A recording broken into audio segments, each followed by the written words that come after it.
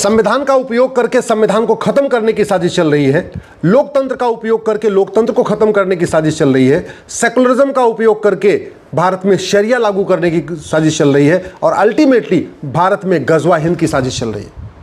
लब के नाम पे लब जिहाद चल रहा है, कारोबार के नाम पे ड्रग कारोबार चल रहा है, यहाँ पे फ्रीडम ऑफ रिलीजन के नाम पे कन्वर्जन चल रहा है, फ्रीडम ऑफ स्पीच के नाम पे झूठी अफवाहें फैलाई जा रही है, भारत में जनसंख्या विस्फोट किया जा रहा है और सबका अल्टीमेट लक्ष्य है भारत में गजवा हिंद करना और खलीफा सिस्टम लागू करना। और ये टारगेट इसलिए भी बनाया गया क्योंकि इससे आत्मविश्वास बढ़ चुका है। कैसे बढ़ गया? भारत का एक हिस्सा था गंधार, अफगानिस्तान हो गया। भारत का एक हिस्सा था सिंध, अब वो पाकिस्तान कहलाता है। भारत का एक हिस्सा था ईस्ट बंगाल, आज की डेट में बांग्लादेश हो गया। तो भारत के चारों तरफ जब कब्जा हो गया तो इनको लगता है कि अब गजवा हिंद भी हो सकता है, अब पूरे हिंदुस्तान पे भी कब्जा हो सकता है। और इसमें मदद करने में सब शामिल है, नेता भी मदद कर रहे हैं, अभिनेता भी मदद कर रहे हैं, लेखक भी मदद कर रहे हैं, पत्रकार भी मदद कर रहे हैं, कलमकार भी मदद कर रहे हैं, बुद्धिजीवी भी मदद कर रहे हैं। जाने अनजाने में कुछ हमारे जज भी, जिनको समझ में नहीं आता धर्म क्या है, रिलीजन क्या है, वो भी कुछ ऐसे फैसले देते जा रहे हैं। अल्टीमेटली भारत प्रतिदिन बर्बादी की तरफ बढ़ रहा है, डे बाई डे।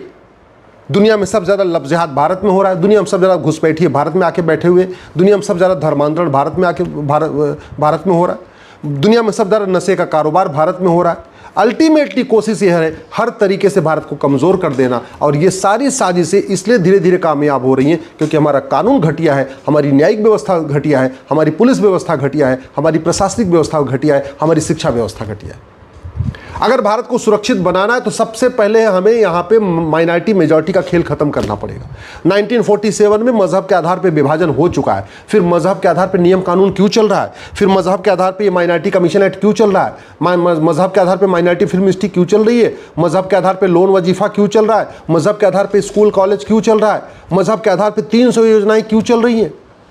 ये सब लोग मिलकर आवाज उठाइए। ये जो माइनॉरिटी का खेल चल रहा है ये दीमक के तरीके है, ये कैंसर की तरीके है, ये भारत को खोखला कर रहा है, एक एक दिन पर डे खोखला करता चला जा रहा है। अब समय आ चुका है ये घटिया कानून खत्म किया जाए। No minority no majority, Bharat में रहना है, भारतीय बन के रहो, कोई माइनॉरिटी मेजॉरिटी का खेल नहीं चलेगा। भारत को अगर बचाना है तो सबसे पहले मुगलों का मदरसा बंद करना पड़ेगा। मुगलों ने अपने 500 साल के शासन में 1000 मदरसे खोले थे, पिछले 75 साल में इस संविधान का उपयोग करके 3 लाख से ज़्यादा मदरसे खुल गए।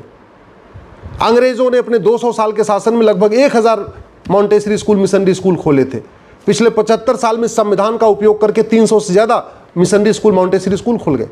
भारत को बचाना है तो मदरसा, मिशनरी, मैकाले, मॉन्टेसरी स्कूल बंद करना पड़ेगा। भारत में समान शिक्षा लागू करना पड़ेगा, वैदिक गुरुकुल शिक्षा लागू करना पड़ेगा। कम से कम 10वीं तक यानी 16 साल तक के सभी बच्चों के लिए यूनिफॉर्म सिलेबस, यूनिफॉर्म करिकुलम, सब अपनी अपनी भाषा में पढ़ें, सिलेबस करिकुलम एक समान होना चाहिए, तब जाके भारत बचेगा। तू मैं करने से, आरोप प्रत्यारोप करने से, नूरा कुश्ती करने से, बतौलेबाजी करने से भारत नहीं बचेगा। भारत को खोखला करने के लिए बहुत बड़ी फंडिंग आ रही है, 50,000 करोड़ की फंडिंग आ रही है विदेशों से, हवाला के जरिए भी आ रही है, इस FCRA के जरिए आ रही है।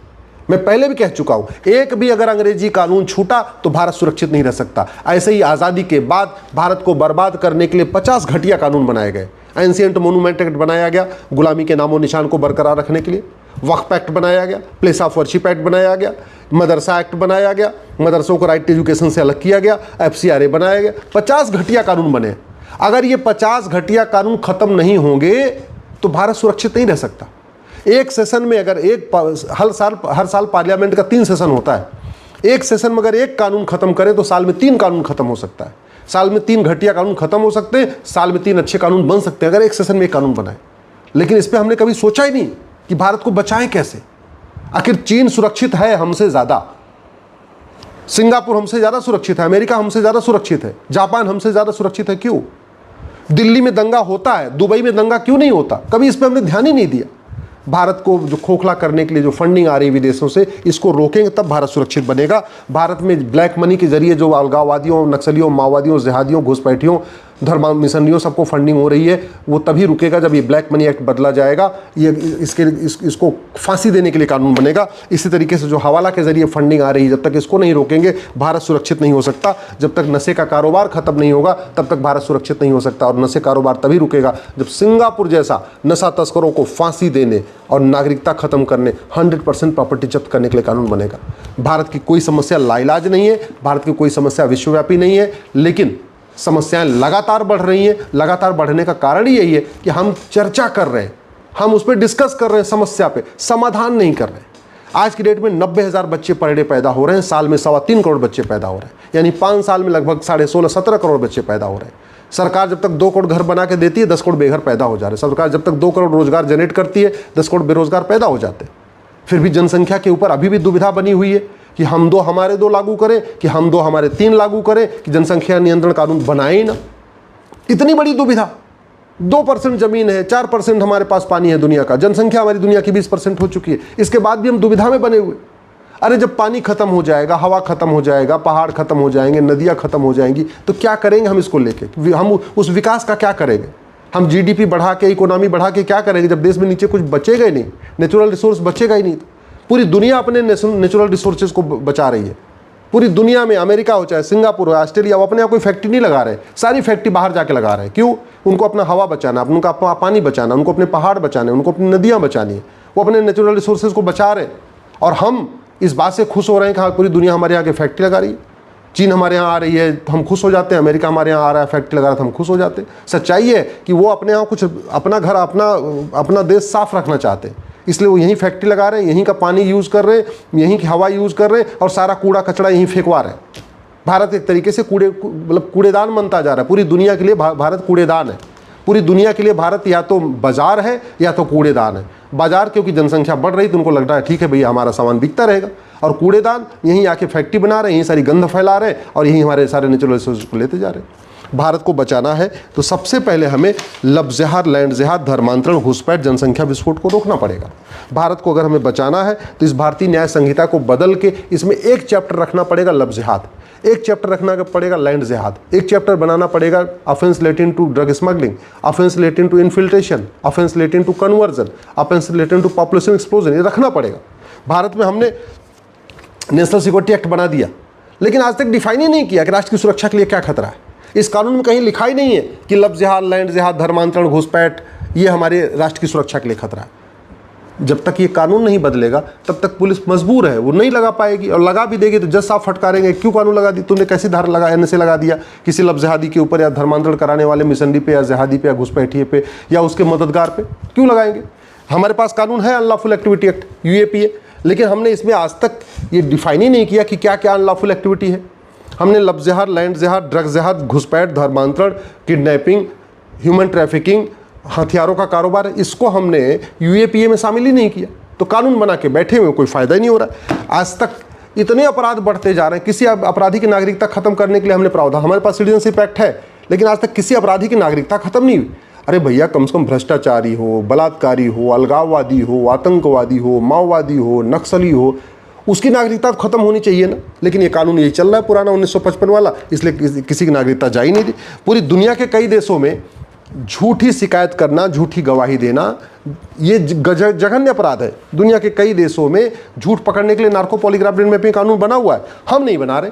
समझ में नहीं आ रहा क्यों नहीं बना रहे। हम किसको बचाना चाहते हैं? हम क्यों भ्रष्टाचारियों की ह्यूमन राइट की इतनी चिंता करते हैं? क्यों अलगाववादियों की ह्यूमन राइट की इतनी चिंता करते हैं? संविधान तो कहीं नहीं कहता कि हाँ आप नार्को पॉलीग्राफ ब्रेन मैपिंग कानून नहीं बना सकते। एक सेल्वी वर्सेस कर्नाटका का जजमेंट है सुप्रीम कोर्ट का, वो सुप्रीम कोर्ट का जजमेंट भी किसने दिया था? अब तक के आज़ाद भारत के सबसे भ्रष्ट जज ने दिया था। बाला जो चीफ जस्टिस उस समय हुआ करते थे, सबको पता है, सुप्रीम कोर्ट में जो वकालत करते हैं उनको पता है कि कितने बड़े भ्रष्ट थे वो। उस भ्रष्ट जज का जजमेंट चल रहा है सेल्वी वर्सेस कर्नाटका। आज तक उसको हमने रिव्यू करने की कोशिश नहीं की। उस जजमेंट में बोल दिया नहीं नार्को पॉलीग्राफ ब्रेन मैपिंग कानून नहीं बना सकते। वो क्यों दिया उस जज ने? वो खुद ही सबसे महाभ्रष्ट थे। तो भ्रष्टाचारियों को बचाने के लिए उन्होंने जजमेंट देके चले गए। तो जब तक इसको हम बदलेंगे नहीं तब तक व्यवस्था नहीं होगी। ये अमेरिका में है फेडरल पिनल कोड, ऐसा कानून हम क्यों नहीं बना रहे? आखिर क्यों हम पूरा कानूनों का मकड़जाल बना के रखे हैं? जितने अपराध उतने कानून, जितने अपराध उतने कानून। अमेरिका जैसा कानून क्यों नहीं बनाते कि भैया जितने अपराध होंगे उसके लिए एक चैप्टर होगा। अगर भारत में 150 अपराध है तो 150 चैप्टर का एक कानून, एक किताब बन जाएगी, उसमें 150 चैप्टर हो जाएंगे। 200 अगर हमारे भारत में अपराध है तो चलो 200 चैप्टर बन जाएगा, लेकिन किताब तो एक होनी चाहिए ना, ऐसी होनी चाहिए कि एक किताब हाथ में ले लिया और उसमें इंडेक्स खोलते गए, जो अपराध है उसे चैप्टर खोलते चले गए। साइबर फ्रॉड हो रहा है यहाँ पे, नशे का कारोबार चल रहा है, सब कुछ चल रहा है, लेकिन कुछ भी रुक नहीं रहा है। अब सवाल ये है, आजकल आप जो देख रहे हैं आई लव मोहम्मद, जानते हैं ये आई लव मोहम्मद भी उसी का एक एक्सटेंडेड रूप है। ये जो आई लव मोहम्मद के नाम पे जगह जगह धरने हो रहे हैं, प्रदर्शन हो रहे हैं, निकाले जा रहे हैं, ये सब उसी का एक साजिश है, गजवा हिंद का एक पार्ट है। अगर गजवा हिंद रोकना है तो हमें कठोर कानून बनाना पड़ेगा, भय बिन होय न प्रिय सिद्धांत को लागू करना पड़ेगा, हमें साठे साठम समाचार सिद्धांत का लागू करना पड़ेगा। ये आई लव मोहम्मद की रैली चीन में नहीं निकल रही है, आई लव मोहम्मद की रैली सिंगापुर में तो नहीं निकल रही, आई लव मोहम्मद की रैली जापान में तो नहीं निकल रही, आई लव मोहम्मद की रैली अरब में नहीं निकल रही है, दुबई में आई लव मोहम्मद की रैली नहीं निकल रही है, बहरीन में आई लव मोहम्मद की रैली नहीं निकल रही है, कुवैत में आई लव मोहम्मद की रैली क्यों नहीं निकल रही है, भारत में क्यों निकल रही है, ये हमें समझना पड़ेगा। भारत को बड़े प्लान्ड वे में धीरे धीरे गजवा हिंद करने की कोशिश की जा रही है। उसमें कुछ संगठन हैं, बहुत सारे एनजीओज हैं, बहुत सारे नेता हैं, बहुत सारे ऐसे भी लोग हैं, और समाधान उसका बातचीत नहीं है, समाधान बातें नहीं है, समाधान सेमिनार नहीं है, समाधान उसका केवल और केवल कानून।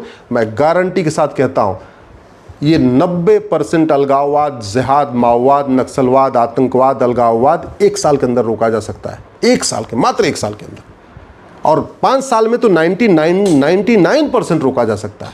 चाहे लब जिहाद हो, चाहे लैंड जिहाद हो, चाहे धर्मांतरण हो, चाहे घुसपैठ हो, जितने भी तरीके की चीज़ें चल रही हैं ये सब 90% 1 साल में रुक जाएंगी और 99% मात्र 5 साल में रुक जाएंगी।